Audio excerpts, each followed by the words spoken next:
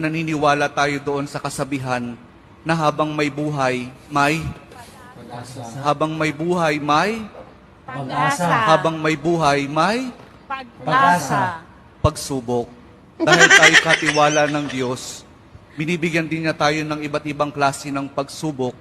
Kaya po doon sa pagsubok na yon, saka pa lang natin mauunawaan na talagang ang ating buhay ay mayroong, habang may buhay, mayroong, Pagsubok. habang may buhay, may Pagsubok. pagbangon.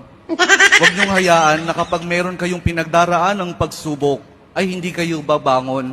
Kailangan meron tayong pagsumikap na pagtsatsagaan natin yung ating mga pagsubok na pinagdaraanan.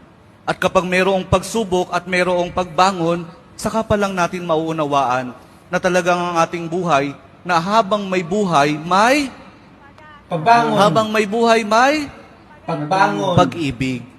Ang pag-ibig na nagmumula kay Jesus lamang sa ating mahal na poong Jesus Nazareno.